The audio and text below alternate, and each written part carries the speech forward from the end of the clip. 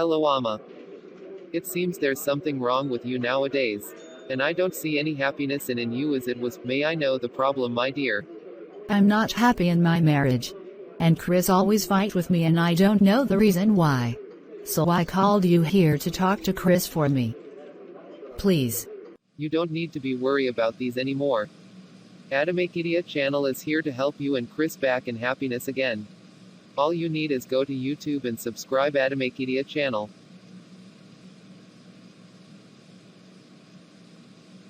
Subscribe to Adomikeda channel on YouTube for your marriage.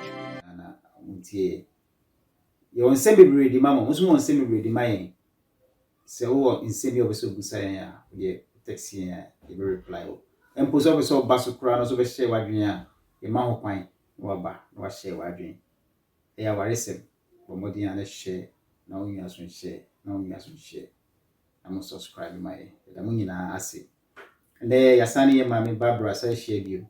Na and the topic in the air strong say bufu or say about rim bufu or say about rim and I say our rim crown or say bufu babe say na odwen say na oti asefa and the betray adwen kakra na ye wo no ye de ba no susumoti ye da mu nyina ase ye ma me ye mo kwa ba yeah let it say yankopon busu o hiraye Shray, Yamidi Shray pa Sasso you say I'm so a shroud.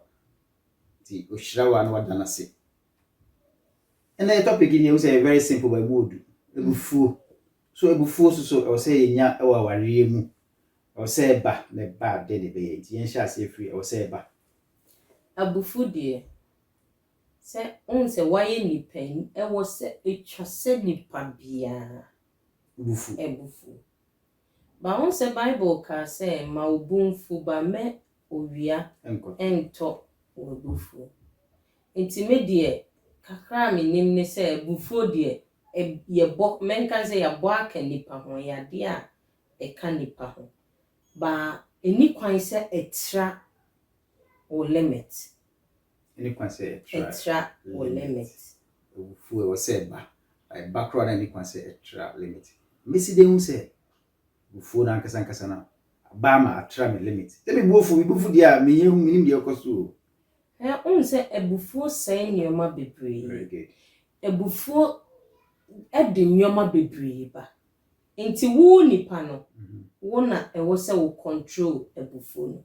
Eni kwan se nipa ma ebufu e control no because wo na wo ni sutumi enye ono ene wo se wo nya wo sutumi. Ebufu ebufu e wo nipem.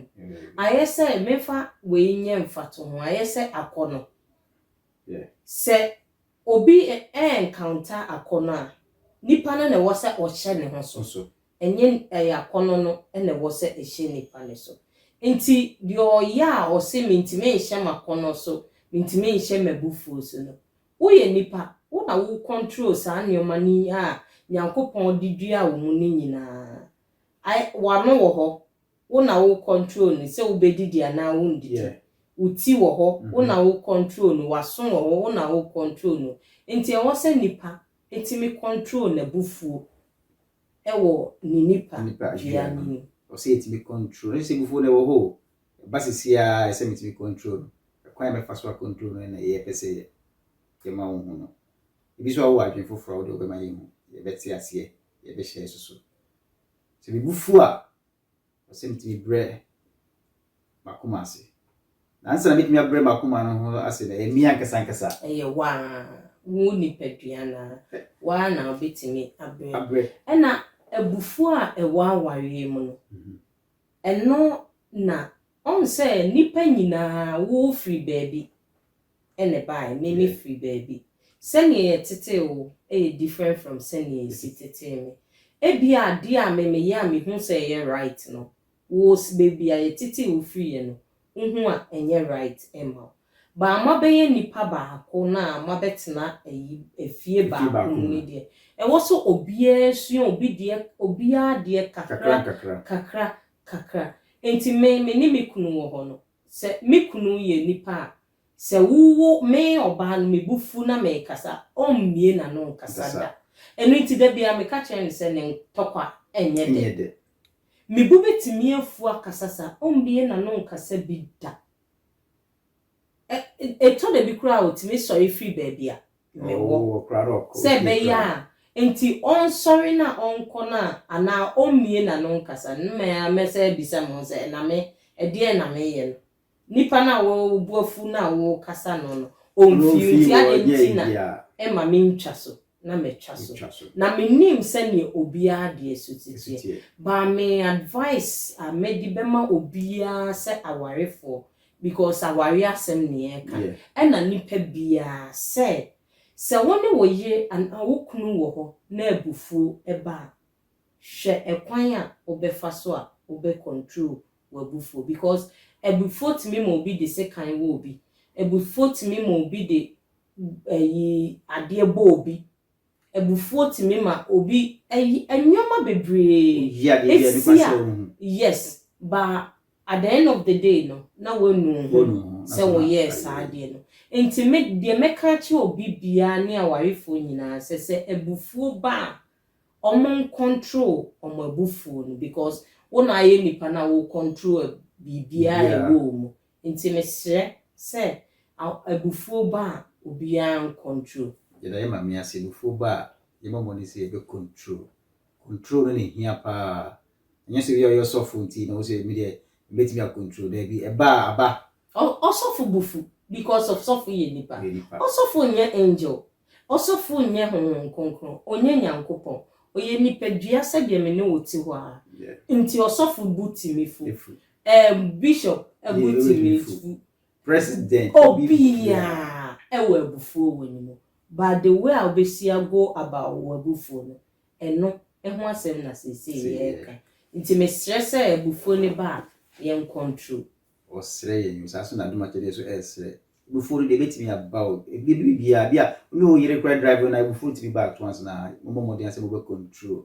na botimi akomoni na ebe bo pa ama se bia di anka oba yo bana de be yo na se obi o de fa bo kra no enko pasa ti esre mu pa mi se musa oba de be ma hwan pa na ni buta ifu e wa wadie mu na den ye on say Emma ye too soft say omo wo akoma e very soft enti bibi kitwa bia e kan oba no cheso Emma ye 100 a ubenye mu be 10 pena o makoma eden a omo de omo se nyoma bi wo ho a omo mfanye ba Emma akoma emra say bibi kitwa bia obeye oba bia no oba ne ebutimifu so what ya say enti eya me ka say ade a wo hwa edi ebufuo beba aware mu no oba obema wo men ko fampo emma na ye ebufuo ba nipa de obi a wo ebufuo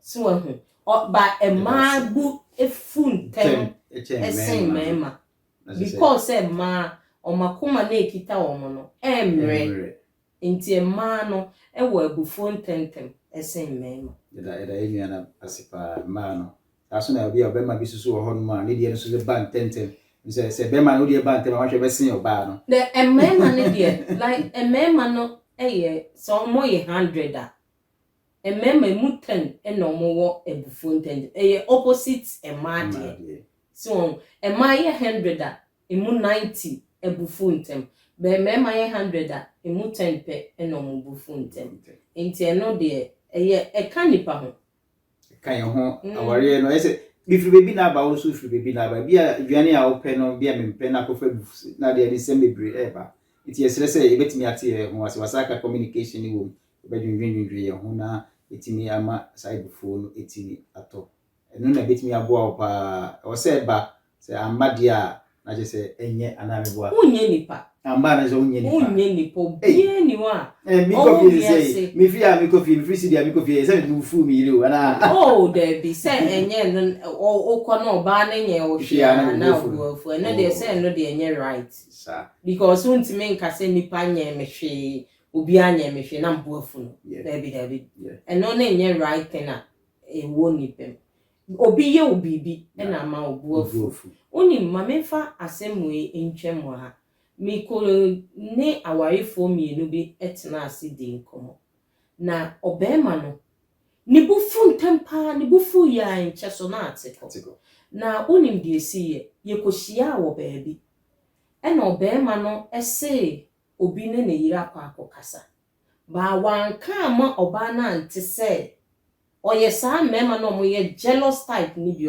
ne de very serious wanka ma oba na ehu se kasa na okasa nipa ne ho no eno na ama ne buofu enti ofa ekwan bi so ema ne bufu ma ne free baby kro na ye wo no enti ofiri ho no okọ ne fie no oye ya wo freeway no abona mane se an ne ya koye ni se wo baby omko isa tina nipa ase course na eba oba ne so ena meje oba ne phone ena me sha ase se me nipa na kasa enti me cheche nsem ni mu che nipa ne ma omo free ye nyina no eti asem na se na oba ne free baby ho na ne ye wo no ekoye me wo ha na oba ne free me no ka che me se o twa pictures ena de send me se menhwe ade a be ma na ye na be ma ne de abufo no de free ho no akọ omo living room TV wo ho nyina wa bobo ni nyina enti oba ne free ho no kodu fie na be ma ne ni fie ena oba ne twen ya be ma ne ba enti be ma ne ba ye no a obehu se oba ne wo ho no oba ne so ye nipa owo abotre pa because onim se ni kunu na bufu ni sitie eye ofenon enti oyeye afi be ma ne sa bebu nkotoje pa oba na cheso oye sorry say sa de no esie which is what say TV say sa asa akoboka asa akoto nyoma na wasay ni nyina enti de meka sisu bebe ni se ubufu se dan e wo se o control ebufu no eni kwan se go to extent say obekwa akobobo TV obefa debi so eno ne emmoa emma ware no enkoso se ye na oba ne so bufu ye eno no so ye de onya na se oba ne fu ebufu se ene sa de a because of the way because of what evidence how debate me agina so say or the koja ware because be ma ne bufu a o sen nyoma o ye say na next ati obe no otimi so ho enti ba oba ne nya abotre eye we nyina ema wiachi no enkunimdie ba enti me ka kire nipa nyina eni awarefo nyina se wabufu a wo se o control na wo hye wo ho so ya da yin wa kan se mama me kura me ho edwiri me sense na no ye de ya ti wo social media so say also for be America wo kun say the year say the X say whatever it is and to assume say ibufu ne baye say divorce cry before na abam aniti na okokun ti yese ibufu ne beba so wa wari mu say usiti bia no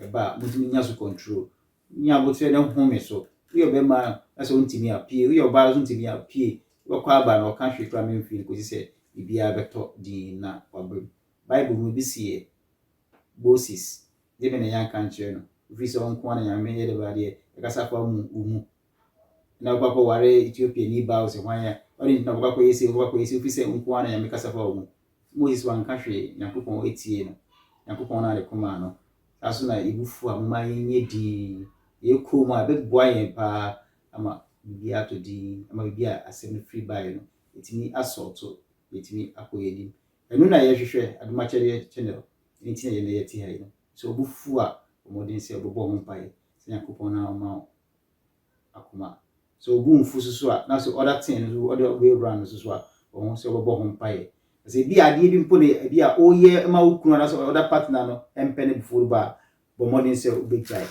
eno ene ye hwehwe ye da ye ma me asipa nsema wo ma yitifo no ka kire wo mansa na me kan kire tiefo nyina se ebufuo ne ba wona wo se wo control na wo hye wo ho so eni kwan se oma owia eto wo tofu so me damase mon subscribe na mon share na mon comment na yesu yenhu se adwuma ye adwuma pa yɛda mo nyinaa ase. Nyame nhyira mo. Bye bye. You want to have a good marriage and happy family?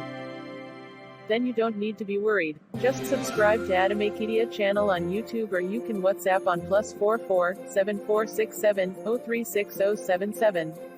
This advert is brought to you by Adamekidia channel.